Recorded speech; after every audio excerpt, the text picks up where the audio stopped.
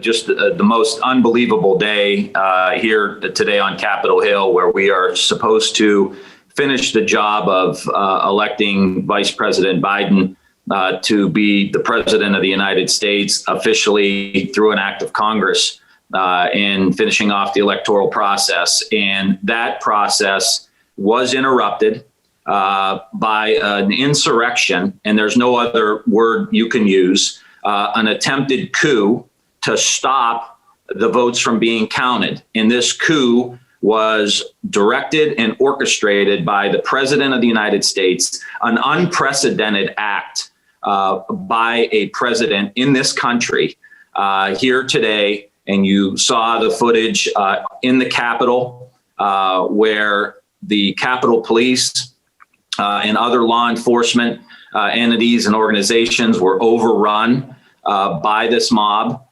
to try to prevent a duly elected person from becoming president of the United States because they didn't like the outcome. And this has been a complete violation of the institutions, the norms, the values of this country, something that many of us never thought we would ever see happen in this country. And, to watch the videos happen here, to watch a mob, be on the House floor, the Senate chamber floor, sitting in the seat of the president of the Senate, where the vice president of the Senate, or the vice president of the United States, the president of the Senate, has to leave and get escorted immediately outside of the Senate chamber. This is unacceptable in the United States of America. And I hope all Americans will make a very firm and strong stand on how unacceptable this is. You can peacefully protest. You can have your opinion. You can scream from the rooftop about your opinion, but you can't impede the process, the constitutional process that we've been following in this country for over 200 years. And the fact that the president and his family, orchestrated this, incited this kind of behavior, stimulated the emotions of this group of people to come into the Capitol is absolutely appalling. It's a violation of everything that we believe in. And we obviously never thought we would see something like that. So I will leave my comments there and be happy to take any questions from anybody who's available. Hey, Congressman, Justin with Mahoney Matters. Hey, Justin. Describe for us the scene when you were moved into lockdown. What was happening, and what were the thoughts at the time? Just kind of set the scene for us. Well, you had a number of members on the House floor, but because of the protocols and everything else, many of us were in our offices or in other places, and we started to get alerts on our phones about what was happening. Then turned the TV away from C-SPAN and onto some of the other stations, and to see the crowd on the Capitol steps. And then we continued to get alerts from the Capitol Police to stay in our office, lock our office. Then it got escalated to the point where they were walking into the Capitol. I turned on C-SPAN and started to watch people walking through Statuary Hall. And then eventually the photos that came out of people in the United States Senate and continuing to push their way into the buildings. They secured the office buildings so that you couldn't get from the Capitol into the office buildings where a lot of us were. And so, we felt relatively safe. But, when they start saying, lock your doors, stay away from the windows, there's a bomb threat at the Democratic National Committee. They're evacuating the Democratic Club, which is just a block from here.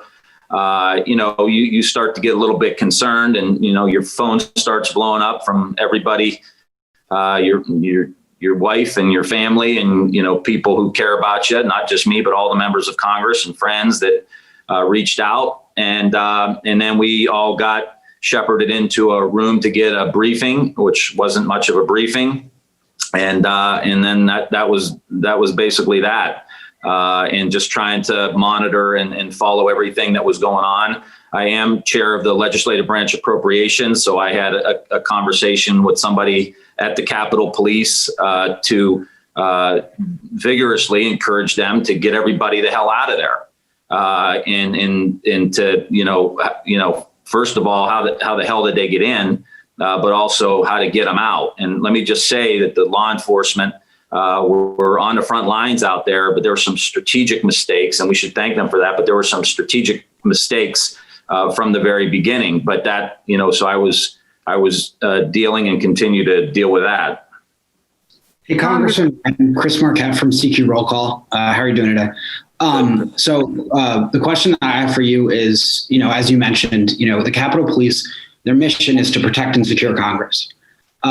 First question is this a failure of the Capitol Police, and what did they do? What went wrong? Number two, there's been reporting saying that a woman was shot and killed by a Capitol Police officer. It's 7:00 today. I've heard nothing. I've seen no public reporting of the Capitol Police spokesperson at the PIO saying anything about the matter. MPD is the one that's coming out with the statements and giving the public information about this serious security threat. Can you confirm that or shed any light on what happened and what the failure was? And I mean, what needs to change? I don't have any information on the woman who was killed. Obviously, our thoughts and prayers go out to her and her family. I saw a number of videos where the police officers, the Capitol Police, were in very, very dangerous positions. And so I'm going to withhold judgment as to what happened because I don't have all the details. And I think it would be important for all of us to take our time and review any video footage or get reports back. But I will say that they were in very, very difficult circumstances in multiple points throughout the day.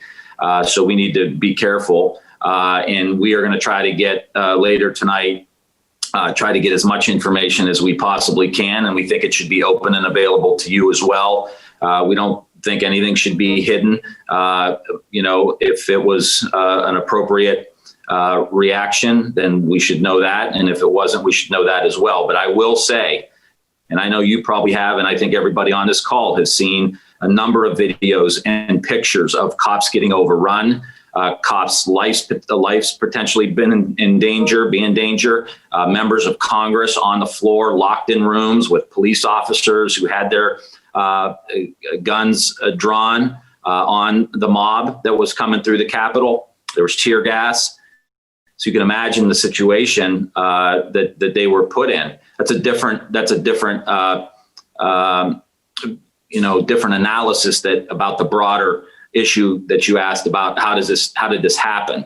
There were clearly enormous strategic and planning failures by the Capitol Police, by the Sergeant at Arms, and anybody else who was a part of coordinating this effort here. This is the United States Capitol building with the United States Congress in session handling the presidential election process. And we knew Donald Trump signaled this on December 19th about January 6th is going to be a hell of a day or something along those lines. There was enough time to prepare. I had a number of conversations with the Sergeant at Arms, Capitol Police, as recently as yesterday, as last night, and there was not supposed to be anybody near the Capitol. You would be reasonably close to be able to protest and express your view, but nobody belongs on the Capitol Plaza. Nobody ever goes on the Capitol steps. That is an illegal act. And that's what I want every American to know. These acts were illegal. They were illegal acts. And those people should have been immediately arrested. The reinforcements, we thought, and I was told, would be in place, that the National Guard was engaged, that the DC Metro Police was engaged, the SWAT teams were engaged, that we were prepared for this. Sorry. And so there was a strategic breakdown for sure. And you can bet your ass we're going to get to the bottom of it. Just one follow-up question. Do you think Chief Son should resign?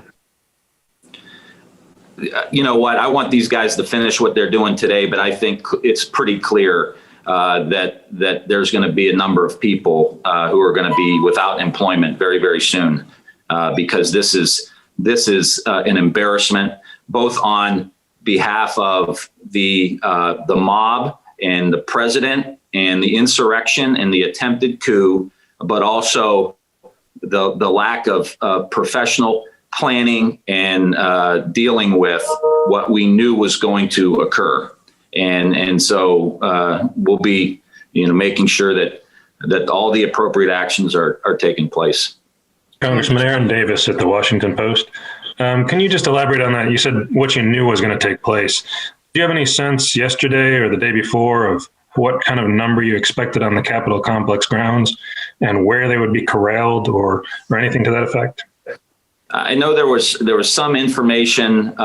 You never can tell with situations like this. But most of the activity was going to be on the east side of the Capitol. That there would be a peaceful protests in the grassy area over there between the Supreme Court, the Library of Congress, and the Capitol, and that they would be the crowd would be and remain in that area.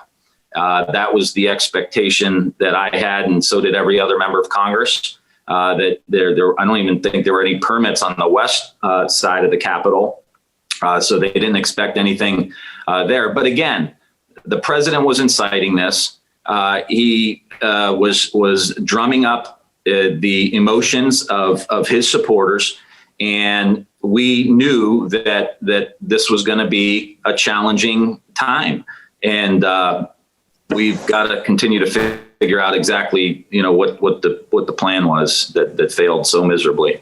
Congressman Angela Reiger from 10 TV here. A lot of Democrats are now calling for President Trump to be impeached again and removed from office this time ahead of the 20th. I want to know what you think.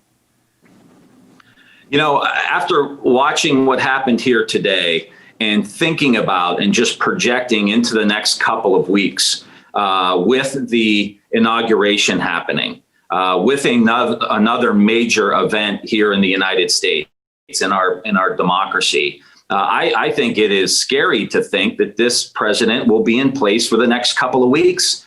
Now, we're not here to go, off on some tangent, but I think we need to sit down with Republicans and say, do we really want to have this man as president over the next couple of weeks? I think there should be serious conversations about implementing the 25th Amendment and seeing if the cabinet can step up the bat. When you see associations like the National Manufacturing Association of Manufacturing and other business groups, this was appalling.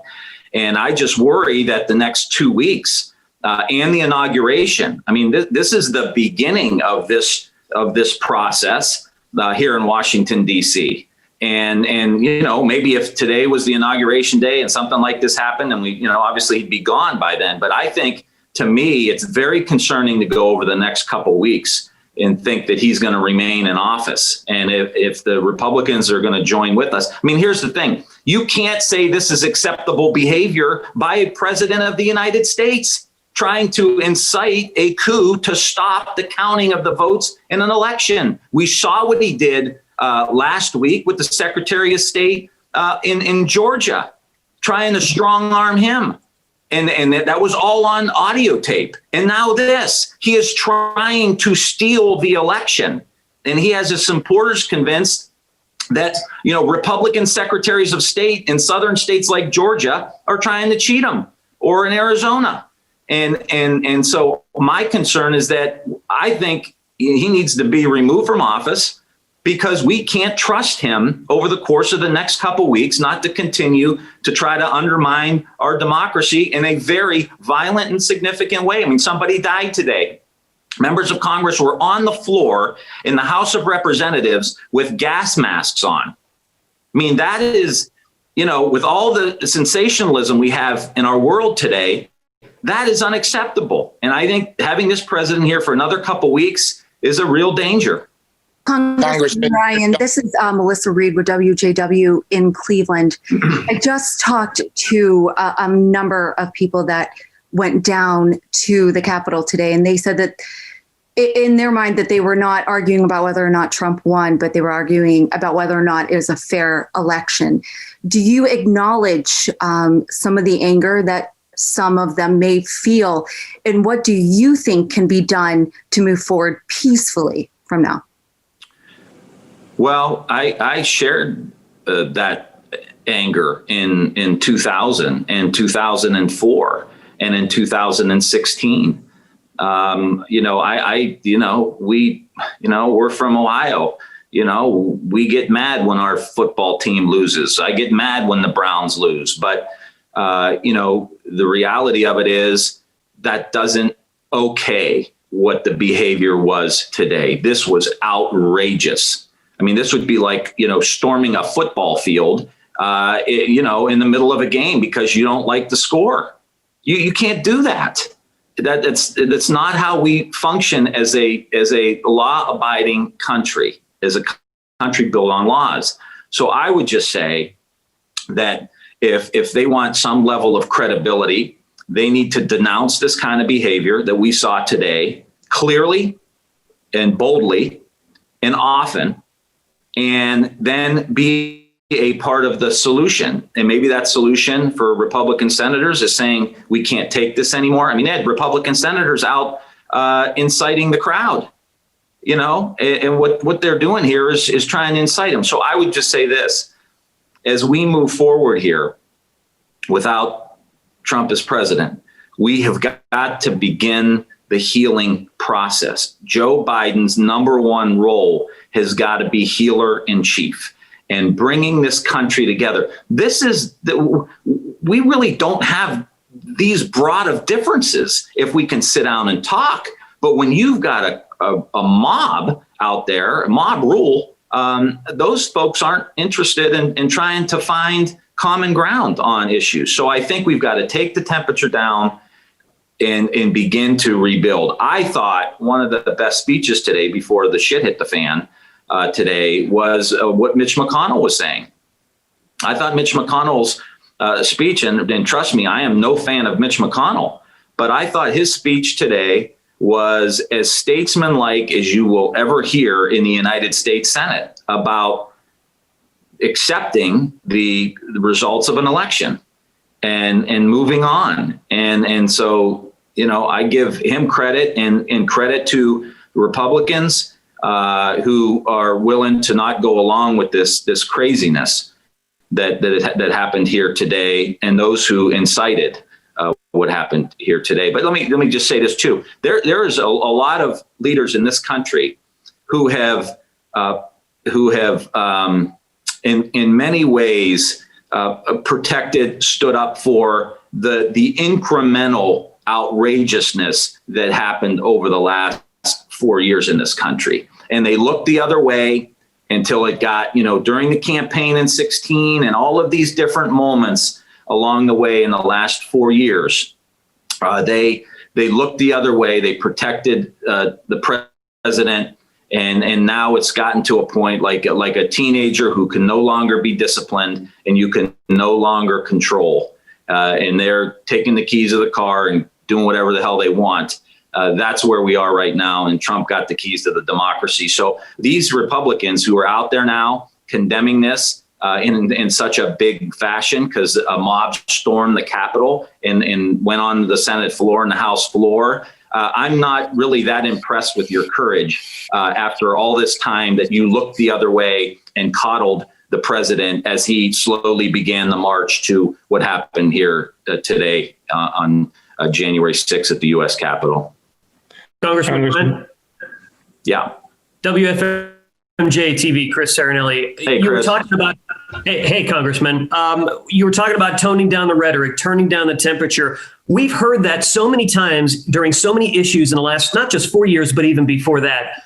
Tell me about your conversations with your colleagues on the other side of the aisle. What does it take to get through to them after this situation to get them to actually do that and to back away from these things that they have been calling for in recent weeks? Well, I will tell you today, I didn't say anything because I was afraid what I was going to say. I am so disappointed in some of these members of Congress who, in such a cynical way, threw gas on this fire. The claims of fraud by the president. And as I said, they coddled him, they protected him, and then they signed on to do this huge objections, inciting the rioters. And so today was not the day. It's kind of like count to 10 and don't say anything until you get your cool back, because I was really, really, really pissed off because I just looked at them and the inciters, the Jim Jordans, the Hollies, the Ted Cruzes of the world, who thought this was some kind of cool political calculation or a calculation to run for president, to try to appeal to the Trump base. How cynical to put your own political career in front of our own democracy here. I mean, and so today's not the day, but as I said, when we're talking about impeachment, we've got to have some really honest conversations about whether or not we want him to be around for the next 2 weeks during all of this leading up to the inauguration and the inauguration itself. That's an honest conversation I think we all need to have, because he's not in a position to tone down the rhetoric. And I saw his statement. I heard his statement today about continuing the myth of this fraud. And Mitch McConnell and all these Republicans are saying that's not the case. Republican secretaries of state, that's not the case. But with a mob inside the Capitol, he continued to perpetuate the lie about a fraudulent election that was stolen from them. And that is dangerous. And I just think another 2 weeks of this brings a lot of danger to the Republic. Congressman John Bozika, WHBC. How are you? Hey, John. I'm good. Congressman, you mentioned that, Joe Biden has to act as the healer in chief over the next 4 years. Do you think 4 years is enough to mend some of this potentially irreparable damage that we've suffered because of stuff like this? I would just ask every citizen of this country and our state to make an effort. Just you yourself and your family, make an effort to get along, make an effort to see someone else's point of view, make an effort to find some common ground so that we can get to some higher ground. And I think that needs to be the charge of all of us in leadership now. Make an effort to heal this country. And if the citizens of this country don't make that effort, no politician has some magic wand that they can wave to make it better. This is a government of and by and for the people. We run this operation here. And so if every citizen watches what happened here today and says, well, maybe this got a little out of control, maybe I need to do something, maybe I need to make an effort to try to find some common ground, then we can begin that process, and hopefully it can happen relatively quickly. What a terrible example we're setting for our children here, that they think they're growing up in some hostile banana republic. Congressman Andrew Meyer, WKSU. Question on what comes next. What happened today interrupted the electoral vote tally. When does it resume, as far as you know at this point? And also, do you have any sense from talking to your colleagues, especially on the other side of the aisle today, whether the original intent of protesting the count may be dropped at this point?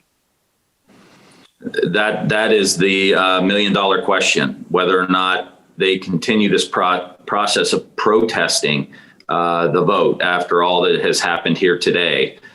So we won't know that, I don't think, for a couple hours. We are going back to the House floor tonight to continue this process. We are not going to let what happened today stop this democracy from moving forward. And we will be back on the House floor once we get it cleaned and swept and checked for any kind of dangerous devices that may have been planted in the Capitol, and a solid sweep by the FBI. And then we will return to the Chamber of Congress and finish our job, and we will get it done. It probably will go into the morning now, unless they pull back, and I would hope that they would. Congressman, do you envision this going on after the inauguration happens as well, or do you think that would finally signal an end to this? Like, how long do you think this goes on? It's hard to tell. I think a good many of the moderate, independent, middle of the road people in this country were appalled by what happened today.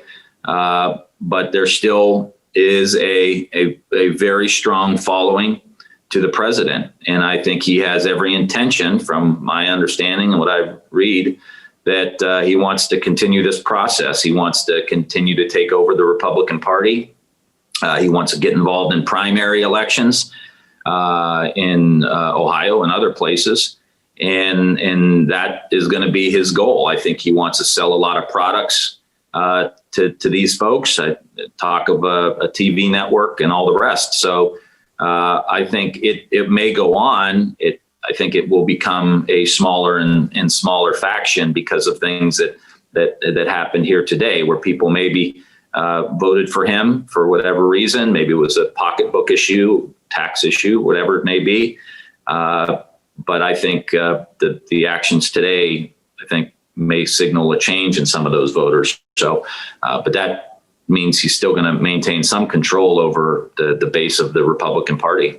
And so I think it will be around, maybe less intense, but probably still around.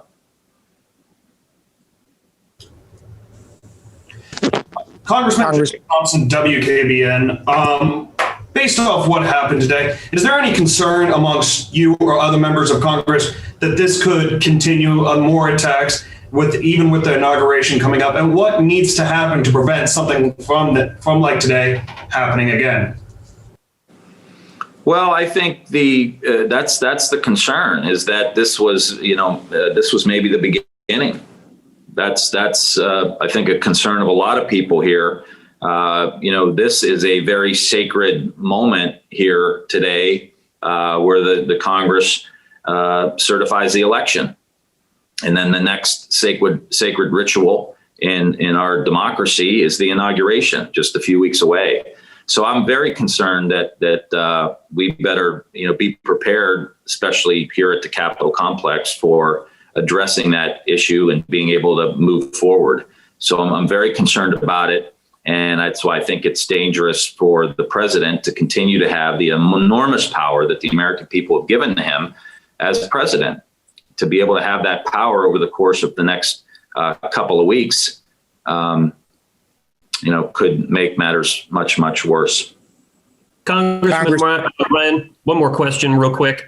Yeah. I have to address the issue of a contradiction that a lot of people have been asking about on social media. They have been talking about, had these protesters been Black, had this been a Black Lives Matter protest, what can you say about people's perceptions of a double standard here and how this was handled? I don't think, there's no question that if that was a group of Black people, that this would have been handled a lot different. I don't think there's any question about that.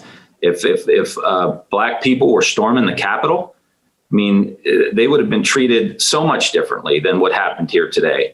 And what happened here today was appalling. And, I think there were a lot of people who thought that as this was happening. And again, we'll be reviewing everything that happened here as to how we can prevent it. But I don't think there's any question that communities of color would have been handled much, much differently. Congressman, if you could say something to some of your Republican counterparts that have done stuff to incite this. If you could say something, and I don't know, I know there's probably a lot of anger there, but what would you say to them? I would say it's never too late for redemption. You step up and man up and woman up and say, you made a mistake, what you did was wrong. You never thought it would come to this, and you're sorry because they put their own political fortunes and political opportunities ahead of the country, ahead of their colleagues in Congress who were crawling around on floors in the chamber to try to satisfy and protect, their standing in the Republican Party so that they didn't have a primary election. That is super cynical and just terrible. I mean, it's why American people are really turned off by politics because of that kind of behavior. And I would just say, again, it's never too late for redemption. And I hope we can, they, especially because of what they've done, could maybe be a key part of the healing process. And I hope they'll take that responsibility seriously because they helped cause this and they need to take responsibility for that.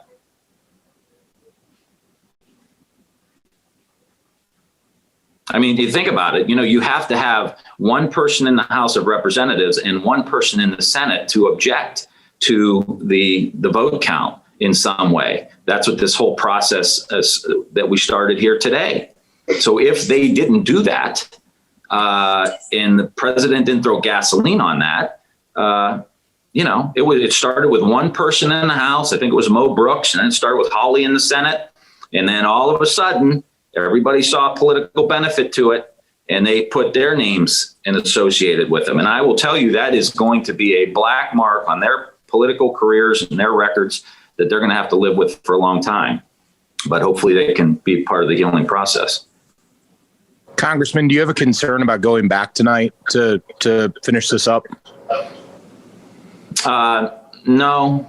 I think we'll probably stay in the buildings, and get over there in a safe way. So not really. Once. Again, we're going to review what happened, but I feel good about getting back there tonight. And I think it's really important that we do. I think it's essential that we do. And we have the courage to go back over there and get the job done. Tim, Jim Michaels, WHBC in Canton. Hey, Jim. How you doing? Good. Better days. Any personal thoughts? Have you had time to even think about it? You've been there, going on 20 years. I mean, that you see it a day like this that we saw today. It's really unbelievable. I mean, just, as I worked down here as a very young man, and I've been here 18, going on my 19th year. And I've been in that Capitol a million times. I've been outside that Capitol a million times, gave pictures with school groups out there and over the years. But really just to see what was happening there, it made my stomach sick. To think that our country has devolved into this kind of behavior, that people would actually think it's okay to go into that chamber and sit on the president of the Senate's chair, to go into the Speaker of the House's office and completely disrupt and read her emails and push Capitol Police around. And it made my stomach sick. And you see those pictures. Make my stomach sick. And, I've never seen anything like it, but I've seen, talked to people who are 75 years old and been in Congress a lot longer than me, who have never seen anything like it, a coup attempt in our own country to stop the vote count. There's no other way to say it. And I want to make that point, Jim, again, that, you in the media and those of us in public office over the last 4 or 8 years, we do become at some level desensitized to what's happening in the country, in the political discourse and the social media and all the stuff that we all know about and we talk about a lot. This was an insurrection in the United States. There's no sugarcoating that. This was a coup attempt. The president wanted a mob to storm the Capitol and stop the vote count because he lost the election. Then what's next? And it just is sickening to think that we've gotten to this point in the country.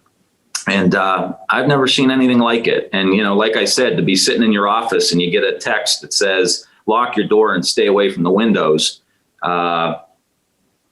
it focuses the mind and really it brings a real threat to the situation. So never seen anything like it. Congressman George Nelson from the Business Journal. Hey, George. When you're in lockdown today, did any of were you in lockdown with Republicans who had supported challenging the results? And did you hear any indication that there was regret that maybe they wouldn't go through with it when the hearings resumed today? Early on, I was by myself, and then the Capitol Police knocked on the door and took me down to a room where we were going to get this briefing where there were other members of Congress in there, both Democrat and Republicans. And like I said, I was so furious. I was I was a little bit afraid of what I was going to do or say, probably in that order. And so I didn't get any intelligence as to, I did ask a moderate Republican who's not going along with all this, what he thought was going to happen.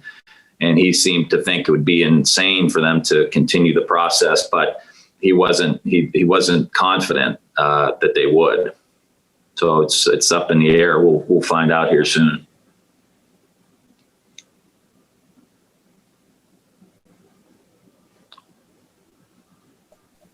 Congressman Aaron Davis at the Post, just to circle back one more time, if I can, on some of those details. We are trying to do the best we can to hold Capitol Police and others to account tonight. Do you have any sense of how many officers were on the Capitol complex today or were anticipated to be on there, and if they were diminished at all by COVID quarantines and such?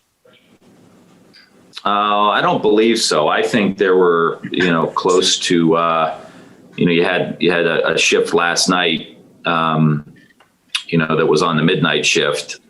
And then, but I think almost every other available officer, to the tune of about 13, 14, 1,500 of them were here.